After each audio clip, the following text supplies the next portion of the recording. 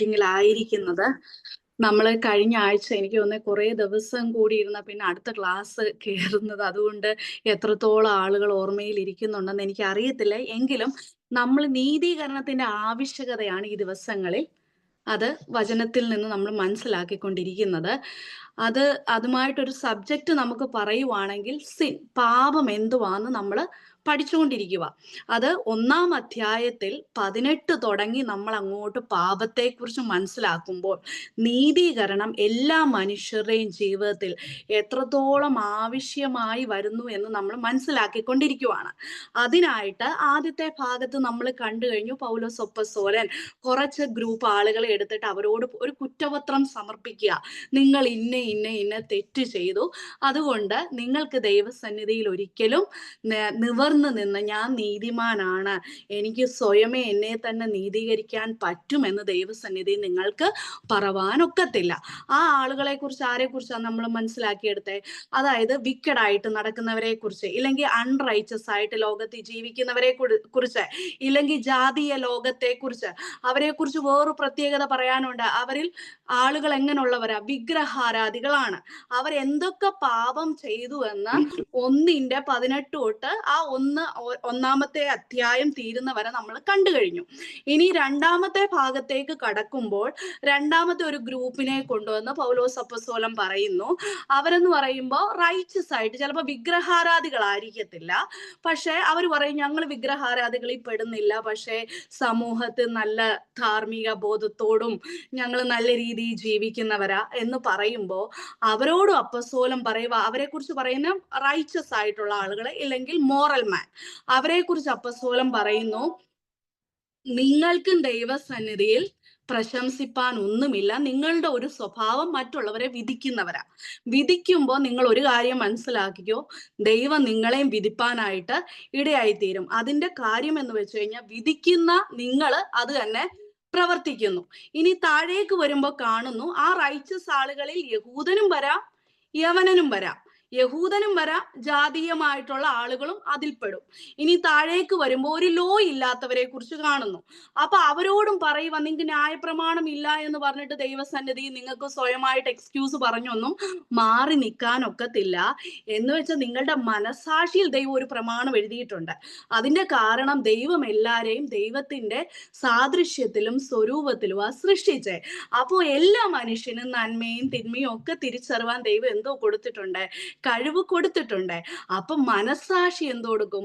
ന്യായം നിങ്ങളെ വിധിപ്പാനായിട്ട് ഇടയായിത്തീരും. ഇല്ലെങ്കിൽ ചിലപ്പോഴെങ്കിലും നമ്മൾ ചിന്തിച്ചിട്ടുണ്ട്, ഈ മോശയുടെ സമയത്താണല്ലോ, അത് കഴിഞ്ഞാണല്ലോ ദൈവം ന്യായപ്രമാണം കൊടുത്തത്, അപ്പൊ അതിനു മുമ്പുള്ളവരെ എങ്ങനെ വിധിക്കും എന്ന് ചിന്തിച്ചു കഴിഞ്ഞാലും മനസാക്ഷിയിൽ ഒരു വിധിയുണ്ട്. അപ്പൊ യേശുക്രിസ്തുവിന്റെ സുവിശേഷ പ്രകാരം ദൈവം യേശുക്രിസ്തുവിന്റെ നാളിൽ എല്ലാരെയും ന്യായം വിധിപ്പാൻ എഴുന്നേറ്റ് നിൽക്കുമ്പോൾ നിങ്ങളുടെ മനസാക്ഷിയും എന്തോ കൊടുക്കും? നിങ്ങളെ വിധിപ്പാനായിട്ട് ഇടയായിത്തീരും. നിങ്ങൾക്കും ദൈവസന്നിധിയിൽ, അതായത് ഒരു എക്സ്ക്യൂസ് പറഞ്ഞ് മാറി നിൽക്കാൻ, ഞാൻ പാപിയല്ല എന്ന് പറഞ്ഞ് മാറി നിൽക്കുവാൻ കഴിയുന്നതല്ല എന്ന് അവിടെ നമ്മൾ കണ്ടു.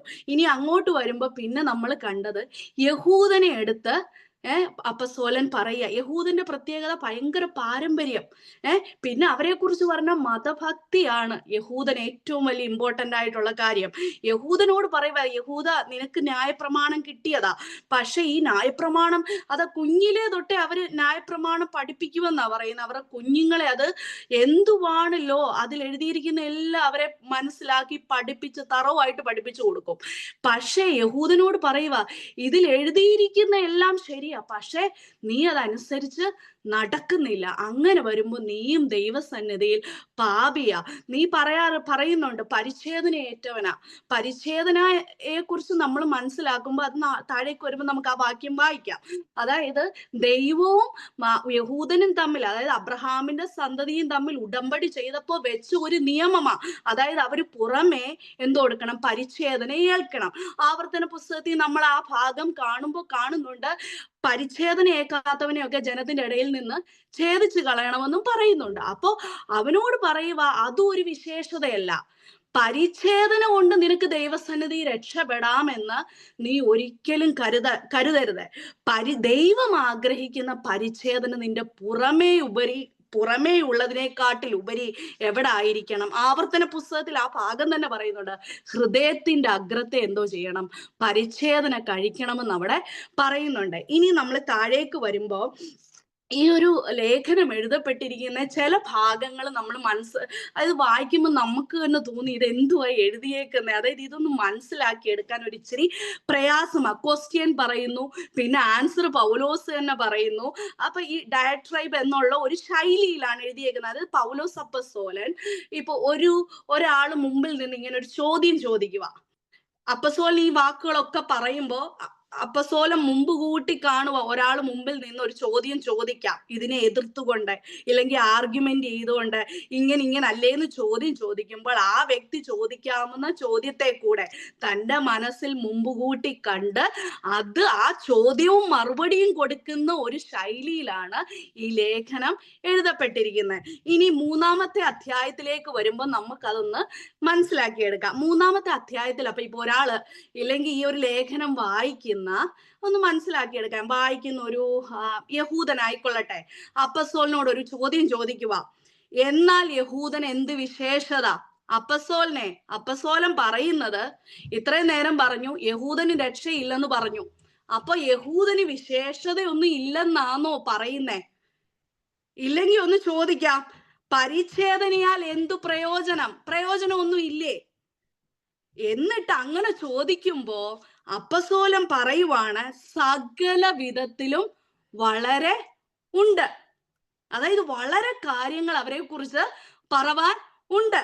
എന്തുകൊണ്ടെന്നാൽ ഒന്നാമത് ദൈവത്തിന്റെ അരുളപ്പാടുകൾ അവരുടെ പക്കൽ സമർപ്പിച്ചിരിക്കുന്നത് തന്നെ.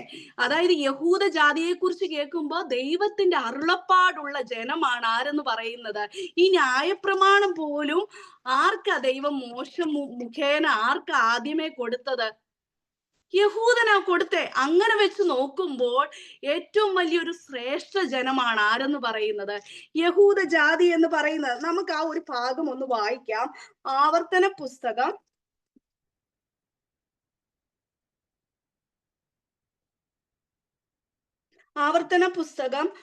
4-ാം അധ്യായം അതിന്റെ 6 തൊട്ട് 7 വരെയുള്ള ഭാഗം ഒന്ന് ആരെങ്കിലും ഒന്ന് വായിക്കുവോ? ഇസ്രായേലെ കേൾക്ക, യഹോവ നമ്മുടെ ദൈവമാകുന്നു. അതാണോ സമയം? അതെ അതെ ആന്റി, അതെ, അത് വായിച്ചു ആന്റി. ഇസ്രായേലെ കേൾക്ക, യഹോവ നമ്മുടെ ദൈവമാകുന്നു, യഹോവ ഏകൻ തന്നെ. നിന്റെ ദൈവമായ യഹോവയെ നീ പൂർണ്ണ ഹൃദയത്തോടും പൂർണ്ണ മനസ്സോടും പൂർണ്ണ ശക്തിയോടും കൂടെ സ്നേഹിക്കണം. ഇന്ന് ഞാൻ നിന്നോട് കൽപ്പിക്കുന്ന ഈ വചനങ്ങൾ നിന്റെ ഹൃദയത്തിൽ ഇരിക്കണം. നീ അവയെ നിന്റെ മക്കൾക്ക് ഉപദേശിച്ചു കൊടുക്കുകയും നീ വീട്ടിലിരിക്കുമ്പോഴും വഴി നടക്കുമ്പോഴും കിടക്കുമ്പോഴും എഴുന്നേൽക്കുമ്പോഴും അവയെക്കുറിച്ച് സംസാരിക്കുകയും വേണം. അവയെ അടയാളമായി നിന്റെ കൈമേൽ കെട്ടണം. അവ നിന്റെ കണ്ണുകൾക്ക് മധ്യേ പട്ടമായി ഇരിക്കണം. അവയെ നിന്റെ വീട്ടിൻ്റെ കട്ടിളകളിൽ മേലും പടിവാതിലുകളിലും എഴുതണം. നിന്റെ ദൈവമായ യഹോവ നിനക്ക് തരുമെന്ന് അബ്രഹാം, ഇസഹാക്ക്, യാക്കോബ് എന്ന നിന്റെ പിതാക്കന്മാരോട് സത്യം ചെയ്ത ദേശത്തേക്ക് നിന്നെ കൊണ്ടുചെന്ന് നീ പണിയാത്ത വലുതും നല്ലതുമായ പട്ടണങ്ങളും നീ നിറയ്ക്കാതെ സകല സമ്പത്തും നിറഞ്ഞിരിക്കുന്ന വീടുകളും നീ കുഴിക്കാത്ത കിണറുകളും നീ നട്ടുണ്ടാക്കാത്ത മുന്തിരിത്തോട്ടങ്ങളും ഒലിവ് തോട്ടങ്ങളും നിനക്ക് തരികയും നീ തിന്ന് തൃപ്തി പ്രാപിക്കുകയും ചെയ്യുമ്പോൾ നിന്നെ അടിമ വീടായ മിസ്രയീം ദേശത്തു നിന്ന് കൊണ്ടുവന്ന യഹോവയെ മറക്കാതിരിപ്പാൻ സൂക്ഷിച്ചു കൊള്ളുക. അപ്പൊ ഈ ഒരു ജനത്തിന്റെ പ്രത്യേകത എന്ന് പറയുമ്പോൾ ദൈവം അവരെ മിസ്രൈമിൽ നിന്ന് സ്വന്തം ഭുജം കൊണ്ട് വിടുവിച്ചെടുത്ത ഒരു ജനമാണ് ഈ ജനം എന്ന് പറയുന്നത്. ആ ഒരു ഭാഗമല്ല ഞാൻ വായിക്കാൻ ഉദ്ദേശിച്ചത്. അത് ഇച്ചിരി ഇതായിപ്പോ ഏത് ഭാഗം ആവർത്തന പുസ്തകത്തിൽ തന്നെ പറയുന്ന ഒരു ഭാഗമാണ്. ഈ ശ്രേഷ്ഠ ജാതിയെ പോലെ വേറൊരു ജാതിയും ഇല്ലെന്നാ പറയുന്നേ. എവിടാ ആന്റി? അത് ആന്റിക്ക് അറിയാവോ ആന്റി? 14-ന്റെ 6 എനിക്കറിയില്ല. അത് ഞാൻ വേണമെങ്കിൽ ഒന്ന്, ഞാൻ പക്ഷെ 4ന്റെ എഴുതിയേക്കുന്ന ഒന്ന് ഞാൻ വേണമെങ്കിൽ ഒന്നുകൂടി നോക്കിയിട്ട് പറയാം. അതായത് ഇപ്പൊ ആന്റി പറഞ്ഞ ആ ഒരു ഭാഗവും നമ്മൾ വായിക്കുമ്പോൾ അതുപോലെ ന്യായപ്രമാണങ്ങളും ദൈവത്തിന്റെ അരുളപ്പാടും കൊടുത്ത് നയിക്കപ്പെട്ട ഒരു ജനം, അതുപോലൊരു ശ്രേഷ്ഠ ജാതി വേറെങ്ങും തന്നെ നമ്മള് കണ്ടിട്ടില്ല. അപ്പൊ ഈ യഹൂദൻ ഒരു പ്രത്യേകതയും ഇല്ലേ എന്ന് ചോദിച്ചു കഴിഞ്ഞാൽ യഹൂദന് പ്രത്യേകതയുണ്ട്. എന്തുകൊണ്ടാ? ദൈവത്തിന്റെ അരുളപ്പാടുകൾ അവരുടെ കൈവശമാ ദൈവം കൊടുത്തത്. ഇനി ഈ റോമർക്ക് എഴുതിയ ലേഖനം 9:4 വരുമ്പോൾ നമുക്കൊരു ഭാഗം കാണാം. അത് ഞാൻ തന്നെ പെട്ടെന്ന് വായിക്കാം. 9:4 പറയുന്നു, അവർ ഇസ്രായേലിയർ പുത്രത്വവും തേജസ്സും നിയമങ്ങളും ന്യായപ്രമാണവും ആരാധനയും വാഗ്ദത്തങ്ങളും അവർക്കുള്ളവ, പിതാക്കന്മാരും അവർക്കുള്ളവർ തന്നെ, ജഡപ്രകാരം ക്രിസ്തുവും അവരിൽ നിന്നല്ലോ ഉത്ഭവിച്ചത്. അങ്ങനെ നോക്കുമ്പോൾ യഹൂദജനം ഏറ്റവും വലിയ, അവർക്കൊരു പ്രസക്തി ഇല്ലേ? തീർച്ചയായിട്ടും അവർക്ക് ദൈവസന്നിധിയിൽ ദൈവം അവരെ കണ്ടിരിക്കുന്നത് ശ്രേഷ്ഠ ജാതിയായിട്ടാണ് കണ്ടിരിക്കുന്നത്. ഇതുപോലെ ദൈവത്തിന്റെ അരുളപ്പാടുകളും ദൈവം തന്നെ സ്വന്തം ഭുജം കൊണ്ട് അവരെ മിസ്രൈമിൽ നിന്ന് വിടുവിച്ചെടുത്ത, അടിമ വീടായ മിസ്രൈമിൽ നിന്ന് വിടുവിച്ചെടുത്ത ഒരു കാനാൻ ദേശം, തേനും പാലും ഒഴുകുന്ന കാനാൻ ദേശത്തേക്ക് അവരെ നടത്തിക്കൊണ്ടുപോയത് നമുക്ക് വഴി, അതായത് ഡ്യൂട്രോണമി 7:6 ആണ്. ഒന്ന് വായിക്കുവോ? ദീപ്തി പറയുന്നു അത് 7:6 ആണ്. നിന്റെ ദൈവമായ യഹോവയ്ക്ക് നീ ഒരു വിശുദ്ധ ജനമാകുന്നു. ഭൂതലത്തിലുള്ള സകല ജാതികളിൽ വെച്ച് നിന്നെ തനിക്ക് സ്വന്തം ജനമായിരിക്കേണ്ടതിന് നിന്റെ ദൈവമായ യഹോവ തെരഞ്ഞെടുത്തിരിക്കുന്നു. അപ്പൊ അവിടെ കാണുന്നത് യഹോവയ്ക്ക് അവരെന്ന് പറയുമ്പോൾ ഒരു ശ്രേഷ്ഠ ജനമാ. ഭൂതലത്തിൽ അന്നുണ്ടായിരിക്കുന്ന സകല ജാതികളിലും വെച്ച് ദൈവം അവരെ ദൈവത്താൽ തെരഞ്ഞെടുക്കപ്പെട്ട ജനം. റോമർ 9 പറയുന്നു, ക്രിസ്തുവും അവരിൽ നിന്നാണ് ഉത്ഭവിച്ചത്, അല്ലെ? അപ്പൊ ദാവീദ് ഗോത്രം, ക്രിസ്തുവും ആരിൽ നിന്നാ ഉത്ഭവിച്ചത്? യഹൂദയിൽ നിന്ന്. അപ്പൊ യഹൂദർക്ക് പ്രത്യേകതയുണ്ട് എന്നാണ് ഇവിടെ പറയുന്നത്. എന്നിട്ട് താഴേക്ക് വരുമ്പോൾ കാണുകയാണ്, അവിടെ ഒരു ഭാഗം പറയുന്നു, പരിച്ഛേദനയാൽ അവർക്ക് എന്തു പ്രയോജനം? ഈ പരിച്ഛേദനയെ കുറിച്ച് മനസ്സിലാക്കണമെങ്കിൽ ഉൽപ്പത്തി പുസ്തകം അതിന് 17:10 തൊട്ട് 14 വരെ നമുക്കൊന്ന് വായിക്കാം. അപ്പോൾ പരിച്ഛേദന എന്താണ്? അവിടാണ് ആദ്യമായിട്ട് നമ്മൾ സർക്കംസിഷനെ കുറിച്ച് കാണുന്നത്. ഉൽപ്പത്തി പുസ്തകം 17:10 തൊട്ട് 14 വരെ. എനിക്കും നിങ്ങൾക്കും നിന്റെ ശേഷം നിന്റെ സന്തതിക്കും മധ്യേയുള്ളതും നിങ്ങൾ പ്രമാണിക്കേണ്ടതുമായ എൻ്റെ നിയമമാവിത്. നിങ്ങളിൽ പുരുഷ പ്രജയൊക്കെയും പരിച്ഛേദന ഏൽക്കണം. നിങ്ങളുടെ അഗ്രചർമ്മം പരിച്ഛേദന ചെയ്യണം. അതെനിക്കും നിങ്ങൾക്കും മധ്യയുള്ള നിയമത്തിൻ്റെ അടയാളം ആകും. തലമുറയായി നിങ്ങളിൽ പുരുഷ പ്രജയൊക്കെയും 8 ദിവസം പ്രായമാകുമ്പോൾ പരിച്ഛേദന ഏൽക്കണം. വീട്ടിൽ ജനിച്ച ദാസനായാലും നിന്റെ സന്തതി അല്ലാത്തവനായി അന്യനോട് വിലയ്ക്ക് വാങ്ങിയവനായാലും ശരി, നിന്റെ വീട്ടിൽ ജനിച്ച ദാസനും നീ വില കൊടുത്തു വാങ്ങിയവനും പരിച്ഛേദന ഏറ്റേ കഴിയൂ. എൻ്റെ നിയമം നിങ്ങളുടെ ദേഹത്തിൽ നിത്യ നിയമമായിരിക്കണം. അഗ്രചർമ്മിയായ പുരുഷ പ്രജ പരിച്ഛേദന ഏൽക്കാതിരുന്നാൽ ജനത്തിൽ നിന്ന് ഛേദിച്ചു കളയണം. അവൻ എൻ്റെ നിയമം ലംഘിച്ചിരിക്കുന്നു. അപ്പോ പരിച്ഛേദന നമ്മൾ കഴിഞ്ഞ ആഴ്ച എനിക്ക് തോന്നുന്നു ആ ഭാഗം നമ്മൾ എടുത്തു വായിച്ചില്ല. അതുകൊണ്ടാണ് ഇന്നൊന്ന് വായിച്ചത് നമ്മൾ. അതായത് പരിച്ഛേദന ദൈവവും ജനവും തമ്മിലുള്ള ഒരു നിയമത്തിന്റെ അടയാളമാക്കി ദൈവം വെച്ചതാണ്. എല്ലാ ജനവും അബ്രഹാമിന്റെ സന്തതിയിൽ നിന്നുള്ളവർ, പിന്നെ ആ ഭാഗത്ത് നമ്മൾ കാണുന്ന ഒരു ദാസനോ ദാസിയോ ആയിക്കൊള്ളട്ടെ, അവരെന്തോ കൊടുക്കണം? പരിച്ഛേദന ഏൽക്കണം. എന്നിട്ട് ഇവിടെ പറയുവാണ്, പരിച്ഛേദനയാൽ എന്ത് പ്രയോജനം? സകല വിധത്തിലും വളരെ ഉണ്ട്. ഒന്നാമത്, ദൈവത്തിന്റെ അരുളപ്പാടുകൾ അവരുടെ പക്കൽ സമർപ്പിച്ചിരിക്കുന്നു എന്നുള്ളത് തന്നെ. അത് ഞാൻ പറഞ്ഞു, ഈ മോശ മുഖാന്തരം ഇല്ലെങ്കിൽ മോശയിലൂടെ ദൈവ ന്യായപ്രമാണം ആദ്യമേ ഏൽപ്പിച്ച ജാതി ആരായിരുന്നു? യഹൂദനായിരുന്നു. അങ്ങനെ വെച്ച് നോക്കുമ്പോൾ വളരെ ശ്രേഷ്ഠമായ ഒരു ജാതി. ഭൂതലത്തിൽ ദൈവം തെരഞ്ഞെടുത്തെ അവർക്ക് വളരെ പ്രത്യേകതകളുണ്ട്. അതിന്റെ പ്രത്യേകതകൾ കൂടുതലായിട്ട് നമ്മൾ 9-ാമത്തെ അധ്യായത്തിലേക്ക് വരുമ്പോൾ നമ്മൾ അതിനെക്കുറിച്ച് പഠിക്കും. യഹൂദനും സുവിശേഷവും തമ്മിൽ എങ്ങനെയാണ് കണക്ട് ചെയ്യുന്നതെന്ന് നമ്മൾ 9-ാമത്തെ അധ്യായം, അതായത് റോമർക്ക് എഴുതിയ ലേഖനം 9 വരുമ്പോൾ നമ്മൾ പഠിക്കും. അതിപ്പോ നമ്മൾ അതിനെക്കുറിച്ച് അധികമായിട്ട് വിശദീകരിക്കേണ്ട. താഴേക്ക് വരുമ്പോൾ നമുക്ക് കാണാം, ചിലർ വിശ്വസിച്ചില്ല എങ്കിൽ അവരുടെ അവിശ്വാസത്താൽ ദൈവത്തിന്റെ വിശ്വസ്തതയ്ക്ക് നീക്കം വരുമോ? ഒരു നാളുമില്ല.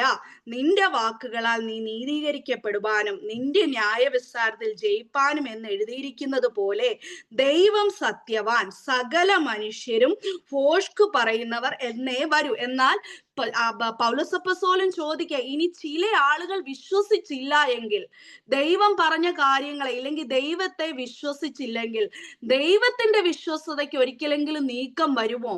ഒരു നാളും ഇല്ല. ദൈവം എന്ന് പറയുമ്പോൾ നീതിയോടെ ന്യായം വിധിക്കുന്ന ദൈവമാ. അതായത് ദൈവം ഒരു പാർഷ്യാലിറ്റിയിലല്ല വിധിക്കുന്നത്. യഹൂദനെന്നോ യവനനെന്നോ ദൈവത്തിന് ഒരു പാർഷ്യാലിറ്റി ഇല്ല. വിധിക്കുമ്പോൾ അപശ്യത്തിൽ അവിടുത്തെ പ്രത്യേകത, അവിടുന്ന് നീതിയോടെ വിധിക്കുന്ന ദൈവമാ.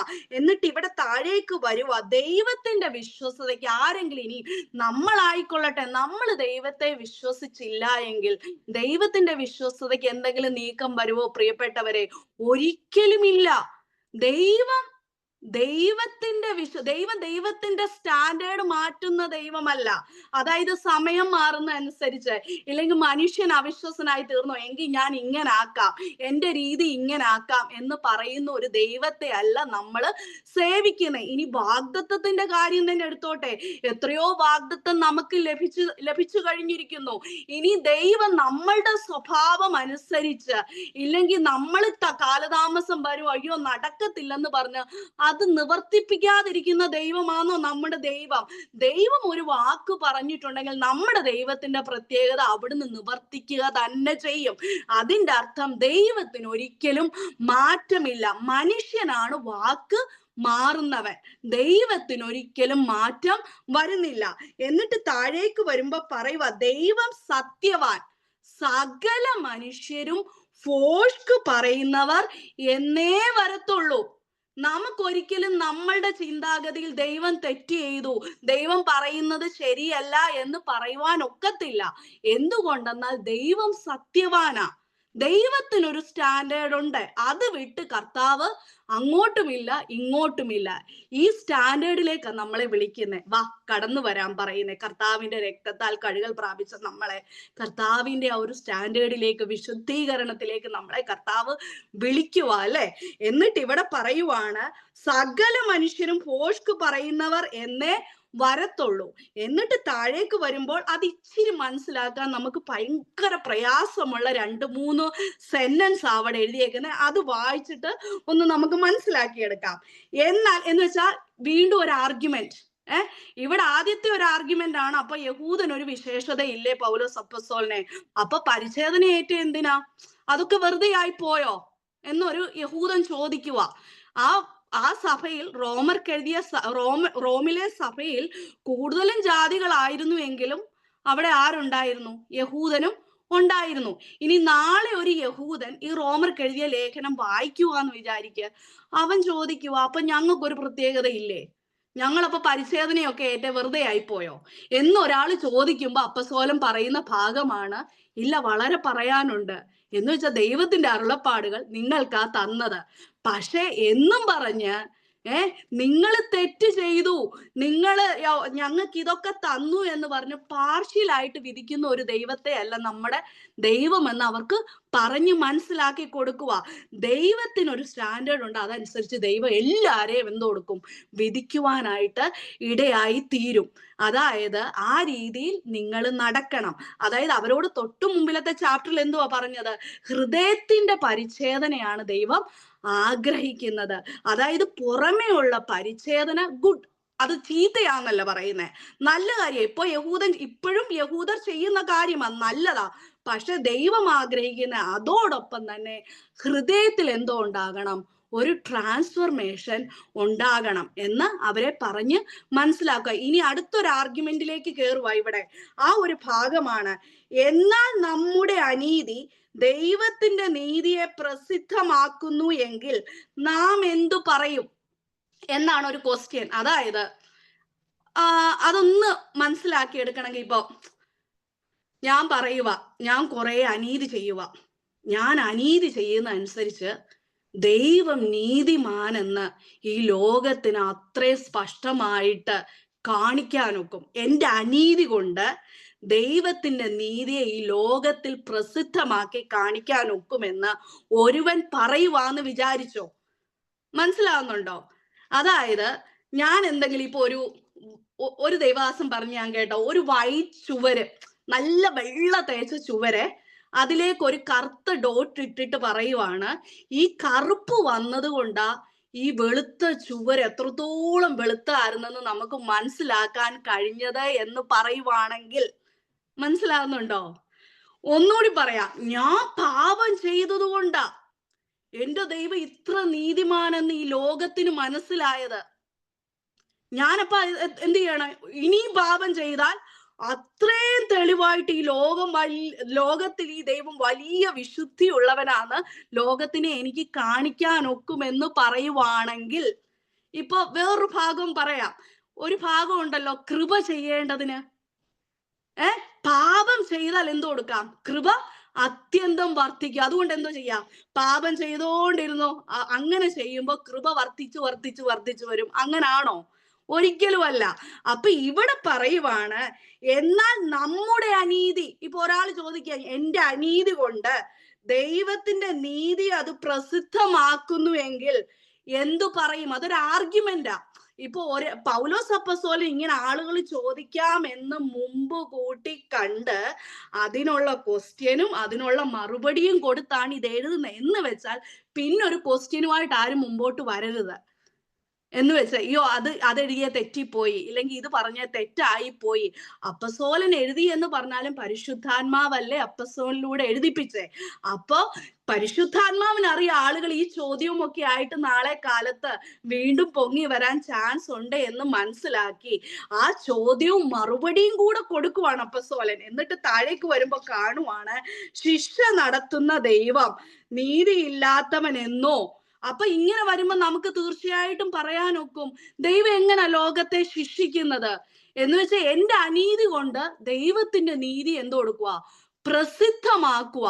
അങ്ങനെ വരുമ്പോ ദൈവത്തിന് ഈ ലോകത്തെ വിധിക്കാൻ ഒക്കുമോ? ഒരിക്കലുമില്ല. എന്റെ അനീതി കൊണ്ടല്ല ദൈവത്തിന്റെ നീതിയെ അവിടെ ദൈവം നീതിമാൻ എന്ന് കാണിക്കേണ്ടത്. ദൈവം നീതിമാനാണ്, ദൈവത്തിന് ഒരിക്കലും തെറ്റ് പറ്റത്തില്ല, അവിടുന്ന് സത്യവാനാണ്, അവിടുത്തെ വാക്കുകൾ ഉണ്ടല്ലോ ഒരിക്കലും മാറ്റമില്ലാത്തല്ല. ശീതല വാക്കുകൾ അവിടുത്തെ ഒരിക്കലും മാറ്റമില്ലാത്തതാ. അതിന് ഞാൻ പാപം ചെയ്തിട്ടല്ല എൻ്റെ ദൈവത്തിന്റെ നീതി മറ്റുള്ളവരുടെ ഇടയിൽ പ്രസിദ്ധമാക്കേണ്ടത്. എന്നിട്ട് ഇവിടെ അപ്പസ്തോലൻ പറയുക, ഞാൻ മാനുഷിക രീതിയിൽ പറയുന്നു, ഒരു നാളുമല്ല, ഇല്ലെങ്കിൽ ദൈവം എങ്ങനെ ലോകത്തെ വിധിക്കും? എന്നിട്ട് പറയാ, ദൈവത്തിന്റെ സത്യം എന്റെ ഭോഷ്കിനാൽ അവന്റെ മഹത്വത്തിനായി അധികം തെളിവായി എങ്കിൽ എന്നെ പാപി എന്ന് വിധിക്കുന്നത് എങ്ങനെ? എന്തിനാ?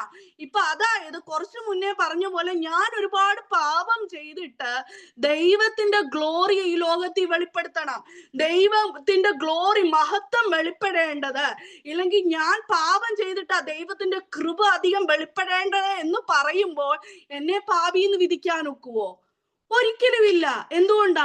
ഞാൻ പാപം ചെയ്യുമ്പോൾ ദൈവത്തിന്റെ മഹത്വം അല്ലേ വെളിപ്പെടുന്നേ. അങ്ങനെ ആളുകൾ പറയുവാന്നാ പറയുന്നത്. അങ്ങനെയുള്ള തർക്കങ്ങളുണ്ട്. അപ്പൊ ഇവിടെ പറയുവാണ്, അങ്ങനെ അതായത് നല്ലത് വരേണ്ടതിന് തീയത് ചെയ്യുക എന്ന് പറയരുതോ? ഞങ്ങൾ അങ്ങനെ പറയുന്നു എന്ന് ചിലർ ഞങ്ങളെ ദുഷിച്ചു പറയുന്നുവല്ലോ. ഇവർക്ക് വരുന്ന ശിക്ഷാവിധി നീതിയുള്ളത് തന്നെ. ഇവിടെ 2-3 ആർഗ്യുമെന്റ് ആണ് പൗലോസ് അപ്പോസ്തലൻ മുന്നോട്ട് വെക്കുന്നത്. ഒന്നുകൂടെ അത് പറയാം. ഒന്നാമത്തെ ആർഗ്യുമെന്റ് എന്ന് വെച്ചാൽ അവർ പറയുവാണ്, ഞങ്ങൾ അനീതി ചെയ്യുന്നത് കുഴപ്പമില്ല, എന്ന് വെച്ചാൽ ഞങ്ങൾ എത്രത്തോളം അനീതി ചെയ്യുന്നോ അത്രത്തോളം ദൈവത്തിന്റെ നീതിയെ ഈ ലോകത്തിന് ഇല്ലെങ്കിൽ മറ്റുള്ളവരുടെ മുന്നിൽ പ്രസിദ്ധമാക്കുക. അതാണ് ഒന്നാമത്തെ തർക്കം. രണ്ടാമത്തെ തർക്കം പറയുന്നതെന്ന് വെച്ച് കഴിഞ്ഞാൽ, അതായത് ദൈവത്തിന്റെ സത്യം ഞാൻ ഫോഷ്ക്ക് ചെയ്തുകൊണ്ടിരിക്കുക, ഞാൻ ഫോഷ്ക്ക് ചെയ്യുക, അല്ലെങ്കിൽ ഞാൻ പാപം ചെയ്യുന്ന അനുസരിച്ച് ദൈവത്തിന്റെ മഹത്വം എന്ത് കൊടുക്കുക, ഇല്ലെങ്കിൽ ദൈവത്തിന്റെ കൃപ ഈ ലോകത്തിലേക്ക് അങ്ങ് വെളിപ്പെട്ട് വരുക. അപ്പൊ അങ്ങനെ വരുവാണെങ്കിൽ എന്നെ പാപി എന്ന് പറയാനൊക്കെ ഒരിക്കലും ഇല്ല. എങ്ങനെ പാപി എന്ന് പറയുന്നേ? ഞാൻ അധികം പാപം ചെയ്യുന്ന അനുസരിച്ച് അധികം മഹത്വമല്ലേ വെളിപ്പെട്ട് വരുന്നത്. അപ്പൊ ഞാൻ പാപിയാകത്തില്ല.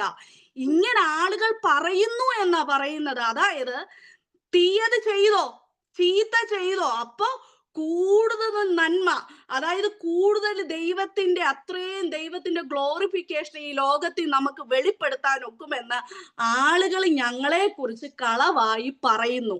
അപ്പൊ പറയുക, ഇങ്ങനെ പറയുന്ന ആളുകൾക്ക് ദൈവത്തിന്റെ സന്നിധിയിൽ നിന്ന് വരുന്ന ശിക്ഷാവിധി എത്ര ഭയാനകമായിരിക്കുമെന്ന് അപ്പസ്തോലൻ അവർ പറയുന്ന തർക്കത്തെ മുമ്പ് കൂട്ടി കണ്ട് അവർക്ക് എഴുതി അറിയിക്കുക. ഇങ്ങനല്ല ദൈവത്തിന്റെ നീതി ഈ ലോകത്തിൽ വെളിപ്പെടുന്നത്. നിങ്ങൾ പാപം ചെയ്തിട്ടുള്ള ദൈവ നീതിമാനെന്ന് ഈ ലോകത്തിൽ വെളിപ്പെടുത്തേണ്ടത്. എന്ന് വെച്ചാൽ ദൈവ നീതിമാന, അതിനൊരു മാറ്റവുമില്ല. നിങ്ങൾ പാപം ചെയ്താൽ എന്ത് പറ്റും? നിങ്ങൾക്ക് ദൈവം ശിക്ഷ വിധിക്കുവാനായിട്ട് ഇടയായി തീരും എന്നാണ് അവിടെ പറഞ്ഞ് മനസ്സിലാക്കുന്നത്. മനസ്സിലായത് ഇച്ചിരി അത് മനസ്സിലാക്കിയെടുക്കാൻ ഒരു ഇച്ചിരി പ്രയാസമാണ്. നമുക്ക് മലയാളത്തിൽ പോലും വായിച്ച് അത് മനസ്സിലാക്കിയെടുക്കാൻ പ്രയാസമാണ്. ഇതാണ് അവിടെ അർത്ഥമാക്കുന്നത്. എന്നിട്ട് താഴേക്ക് വരുമ്പോൾ വീണ്ടും അപ്പൊ ഇത് ഗ്രൂപ്പ് ഇനി പൗലോസ് അപ്പോസ്തലൻ അങ്ങോട്ട് അങ്ങ് മാറ്റി ഈ ഗ്രൂപ്പ് തിരിച്ച് ആളുകളെ വിധിക്കുന്ന, അതായത് കുറ്റപത്രം സമർപ്പിക്കുന്നത് മാറ്റിയിട്ട് ഇനി ഒരു കാറ്റഗറി വേണ്ട, എല്ലാരും പാപത്തിന്റെ അണ്ടറിലാന്ന് പൗലോസ് അപ്പോസ്തലൻ ഇവിടെ വീണ്ടും മനസ്സിലാക്കി കൊടുക്കുക. അത് താഴേക്ക് 9-ാമത്തെ ഭാഗത്ത് വരുന്നു. ആകിയാൽ എന്ത്? നമുക്ക് വിശേഷതയുണ്ടോ? അശേഷമില്ല. യഹൂദന്മാരും യവനന്മാരും ഒരുപോലെ പാപത്തിൻ കീഴാകുന്നു എന്ന് നാം മുമ്പേ തെളിയിച്ചുവല്ലോ. മുമ്പ് എവിടെ തെളിയിച്ചേ? 2-ാമത്തെ അധ്യായത്തിൽ നമ്മൾ കണ്ടു, 1-ാമത്തെ അധ്യായത്തിൽ നമ്മൾ കണ്ടു. അങ്ങനെ വെച്ചു നോക്കിയാൽ ഒരാൾ പോലും, അത് യഹൂദനാകട്ടെ യവനനാകട്ടെ, എല്ലാരും എന്തുവാണ്? പാപത്തിന്റെ കീഴിലാകുന്നു എന്ന് പൗലോസ് അപ്പോസ്തലൻ അവരെ തെളിയിച്ച് വ്യക്തതയോടെ വരച്ച് കാണിച്ചു കൊടുക്കുവാണ്. എന്നിട്ട് താഴേക്ക് വരുമ്പോ കാണുക, നീതിമാൻ ആരുമില്ല, ഒരുത്തൻ പോലും ഇല്ല, ഗ്രഹിക്കുന്നവനില്ല, ദൈവത്തെ അന്വേഷിക്കുന്നവനുമില്ല. അതായത് ചിന്ത കൊണ്ട് പോലും, അതായത് പ്രകൃതിയിലേക്ക് നോക്കിക്കേ, ദൈവത്തെ മനസ്സിലാകത്തില്ല. ഒരു മനുഷ്യന് പ്രകൃതിയിൽ നിന്ന് ദൈവത്തെ മനസ്സിലാകത്തക്ക രീതിയിൽ ദൈവം എല്ലാം പ്രകൃതിയിൽ തന്നെ വെച്ചിട്ടുണ്ട്. എന്നിട്ട് പറയാ, ചിന്തയിൽ പോലും മനുഷ്യൻ ദൈവത്തെ ഗ്രഹിക്കാൻ ഇല്ലെങ്കിൽ അന്വേഷിപ്പാൻ തയ്യാറാകുന്നില്ല. നമ്മൾ സുവിശേഷത്തിൽ, ലൂക്കോസിന്റെ എഴുതിയ സുവിശേഷത്തിൽ കാണുന്നുണ്ട്, കർത്താവ് തന്നെ പറയുന്നുണ്ട്, കാണാതെ പോയതിനെ കണ്ട് രക്ഷിപ്പാനല്ലോ മനുഷ്യപുത്രൻ വന്നിരിക്കുന്നത്. മനുഷ്യന് താല്പര്യമില്ല, പക്ഷെ കർത്താവ് പറയുവാണ്, ഞാൻ കണ്ട് രക്ഷിപ്പാനാണ് ഞാൻ വന്നിരിക്കുന്നത്. എന്നിട്ട് താഴേക്ക് വരുമ്പോ കാണുവാണ്, ഗ്രഹിക്കുന്ന, അതായത് ചിന്തയിൽ അതായത് അവരുടെ തോട്ടിൽ പോലും സിന്നാണ്, ദൈവത്തെ അന്വേഷിക്കുന്നില്ല. ഇനി 12-ൽ പറയുന്നു, എല്ലാവരും വഴിതെറ്റി ഒരുപോലെ കൊള്ളരുതാത്തവരായി തീർന്നു, നന്മ ചെയ്യുന്നവനില്ല, ഒരുത്തൻ പോലും ഇല്ല. അതായത് അവരുടെ അതായത് ഇനി അവർ നടക്കുന്ന വഴി നോക്കിക്കഴിഞ്ഞാൽ മനുഷ്യൻ നടക്കുന്നത് എങ്ങനെയാ? പാപത്തില. നന്മ ചെയ്യാനുണ്ടല്ലോ ഒട്ടും ആഗ്രഹമില്ല, എല്ലാ തരം തിന്മയും ചെയ്യുന്ന രീതിയിൽ മനുഷ്യൻ അധപ്പതിച്ച് കിടക്കുവാന്ന് അവിടെ പൗലോസ് അപ്പോസ്തലൻ പറയുക. ഇനി താഴേക്ക് വരുമ്പോ കാണുന്നു, അവരുടെ തൊണ്ട തുറന്ന ശവക്കുഴി, എന്തുകൊണ്ടാ? സ്നാവ് കൊണ്ട് അവർ പതിയിരിക്കുന്നു, സർപ്പവിഷം അവരുടെ അധരങ്ങൾക്ക് കീഴെയുണ്ട്. അതായത് ഇനി അവരുടെ ഒരു മനുഷ്യന്റെ വാക്കെടുക്ക, ഇനി ഒരു മനുഷ്യന്റെ ചിന്ത എടുക്കാതെ എല്ലാ മനുഷ്യന്റെ ഒന്ന് ചിന്ത എടുക്ക. പൗലോസ് അപ്പോസ്തലൻ പറയാ, ചിന്തയിലും മനുഷ്യൻ എന്ത് ചെയ്യുക? പാപം ചെയ്യുക. ഇനി രണ്ടാമത്തെ, ഇനി അവന്റെ വഴി നോക്ക്, വഴിയിലും എങ്ങനാ? നന്മ ചെയ്യുന്നില്ല, പാപിയ. അതായത് മനുഷ്യൻ പാപിയ. ഇനി മൂന്നാമത്, ഇനി അവന്റെ സംസാരം ഒന്ന് നോക്കിക്കേ, ഒരു മനുഷ്യൻ സംസാരിക്കുക, മനുഷ്യന്റെ സംസാരത്തിന്റെ കാര്യമാണ് പറയുന്നത്. തൊണ്ട എങ്ങനാണ്? തുറന്ന ശവക്കുഴിയാണ്. നാവ് കൊണ്ട് അവർ ചതിക്കുക. സർപ്പവിഷം അവരുടെ അധരങ്ങൾക്ക് കീഴെയുണ്ട്. ഇനി താഴേക്ക് വരുമ്പോ അവരുടെ വായിൽ എങ്ങനാ ഇരിക്കുന്നേ? ശാപവും കയ്പും നിറഞ്ഞിരിക്കുന്നു. ഇനിയും അവരുടെ കാല്, അതായത് സത്യസുവിശേഷത്തിനായിട്ടുള്ള അതായത് ചെരുപ്പ് അല്ലെ, ഭജന അല്ലെ, ചെരുപ്പാക്കാനാ പറഞ്ഞേക്കുന്നത്. സത്യസുവിശേഷത്തിനായിട്ടുള്ള ഒരുക്കം ചെരുപ്പാക്കാൻ പറഞ്ഞു. ഇവിടെ പറയുവാണ് ആളുകളുടെ പ്രത്യേകത, അവരുടെ കാൽ രക്തം ചൊരിയാൻ അങ്ങോട്ടങ്ങ് ബന്ധപ്പെടുക. അത്രയും എല്ലാ മനുഷ്യരും, ഇനി ആ കാറ്റഗറിയിലല്ല പൗലോസ് അപ്പോസ്തലൻ പറയുന്നത്. എല്ലാരും പാപത്തിന്റെ കീഴിലാന്ന് മനുഷ്യനെ മൊത്തവും പൗലോസ് അപ്പോസ്തലൻ പറഞ്ഞു മനസ്സിലാക്കുക. ഇല്ലെങ്കിൽ അവർക്കെതിരെ കുറ്റപത്രം സമർപ്പിക്കുക.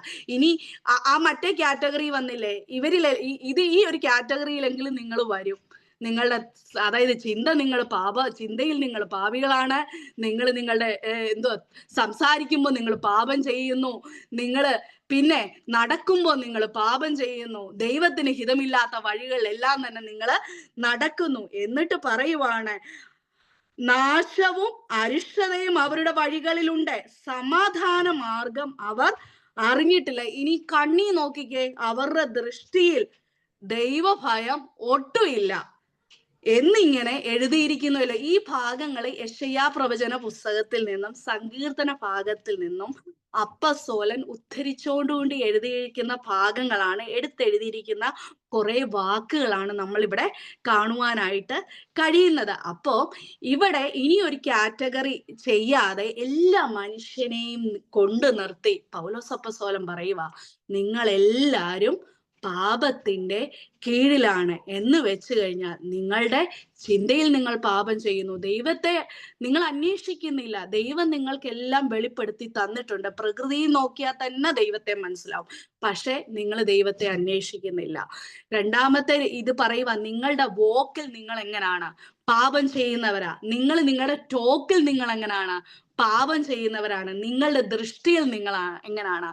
പാപം ചെയ്യുന്നവരാണ് എന്ന് പൗലോസ് അപ്പോസ്തലൻ മനുഷ്യരോട് എല്ലാരോടും കൂടെ പറഞ്ഞ് അവർക്കൊരു കുറ്റപത്രം സമർപ്പിക്കാന്ന് വെച്ച് കഴിഞ്ഞാൽ ഈ പോലീസ് കുറ്റപത്രം എഴുതത്തില്ലേ, അതുപോലെ പറയുക, നിങ്ങൾ ഇങ്ങനെയാണ്, അതുകൊണ്ട് നിങ്ങൾക്കിനി ദൈവത്തിന്റെ സന്നിധിയിൽ ഞങ്ങൾ സ്വയം നീതിമാന്മാരാണെന്ന് പറഞ്ഞ് നിങ്ങൾക്ക് എഴുന്നേറ്റ് നിൽപ്പാൻ കഴിയുകയില്ല എന്നാണ് ഇവിടെ അപ്പോസ്തലൻ പറഞ്ഞ് മനസ്സിലാക്കുന്നത്. ഇനി താഴേക്ക് വരുമ്പോ കാണുക, ന്യായപ്രമാണം പറയുന്നത് എല്ലാം ന്യായപ്രമാണത്തിന് കീഴിലുള്ളവരോട് പ്രസ്താവിക്കുന്നു എന്ന് നാം അറിയുന്നു. എന്തുകൊണ്ടാ? അങ്ങനെ ഏതു വായും അടഞ്ഞ് സർവ്വലോകവും ദൈവസന്നിധിയിൽ ശിക്ഷായോഗ്യമായി തീരേണ്ടതിന് അത്രേ. അതായത് ആ ഭാഗം നമുക്കൊന്ന് വായിക്കാം. ഗലാത്യർക്ക് എഴുതിയ ലേഖനം അതിന്റെ 2:16 ഒന്ന് വായിക്കുമോ?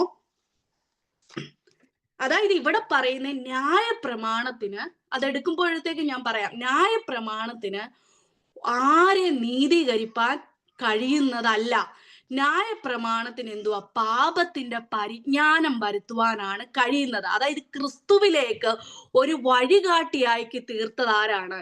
ഈ ന്യായപ്രമാണമാണെന്ന് അവരെ പറഞ്ഞ് മനസ്സിലാക്കുക.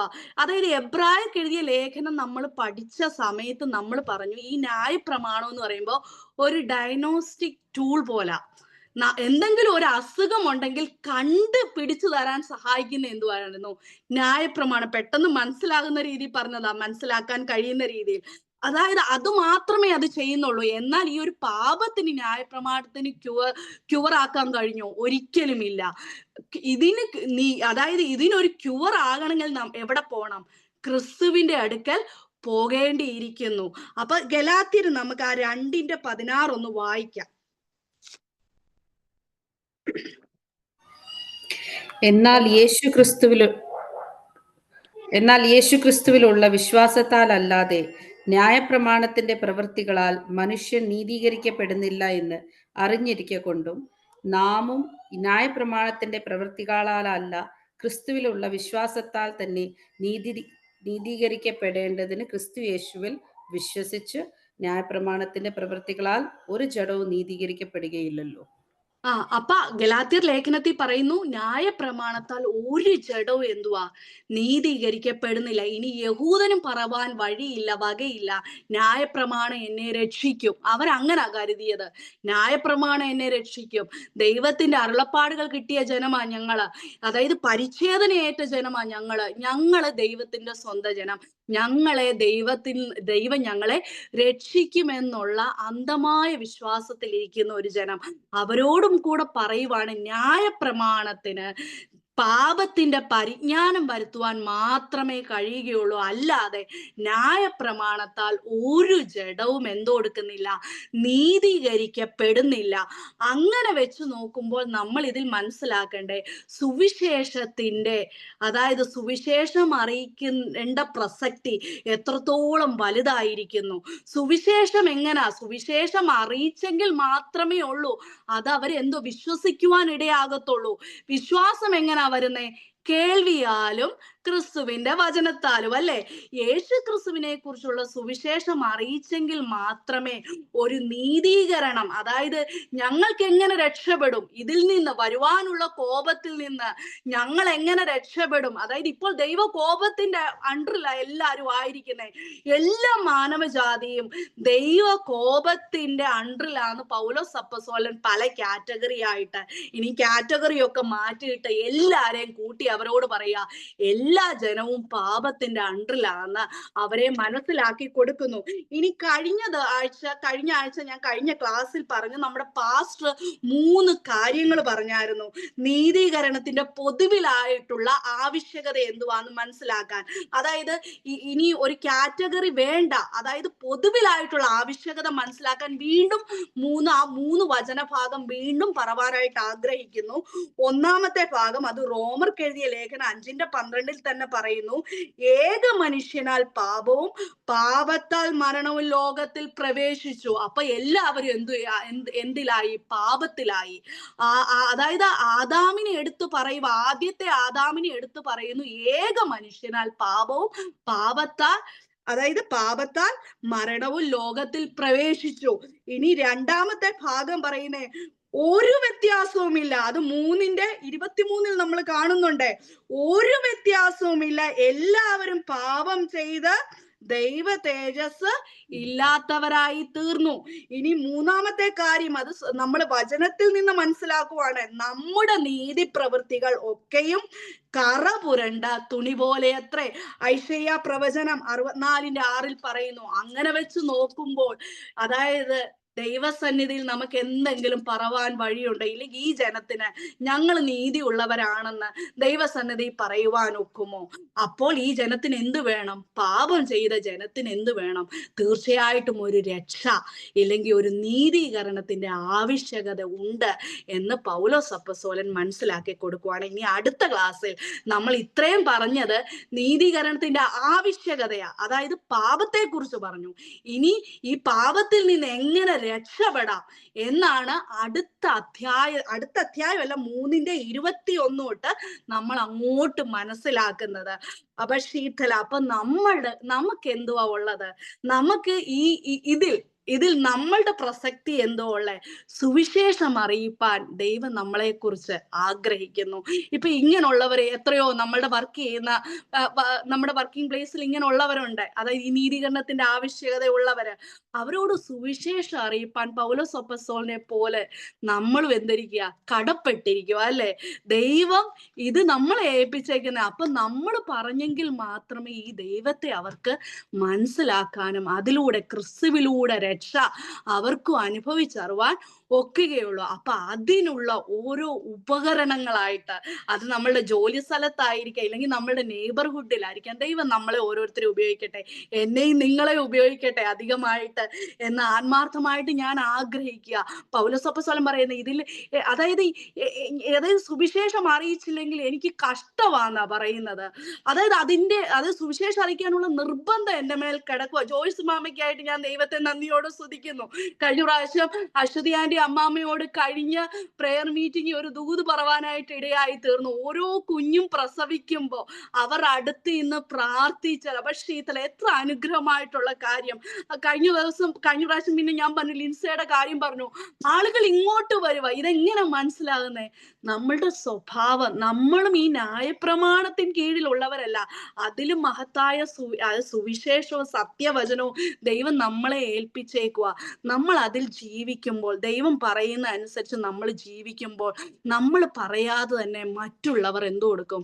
ക്രിസ്തുവിനെ നമ്മളിലൂടെ വായിച്ചറിവാനായിട്ട് ഇടയായിത്തീരും. ഈ ദിവസങ്ങളിൽ അങ്ങനെ അനേകര് നമ്മളിലൂടെ ക്രിസ്തുവിനെ അറിയട്ടെ എന്ന് നമുക്ക് ഓരോരുത്തർക്ക് ആത്മാർത്ഥമായിട്ട് പ്രാർത്ഥിക്കാം, ദൈവസന്നിധിയെ സമർപ്പിക്കാം. നിങ്ങൾക്ക് മനസ്സിലായോ അത് പറഞ്ഞ്?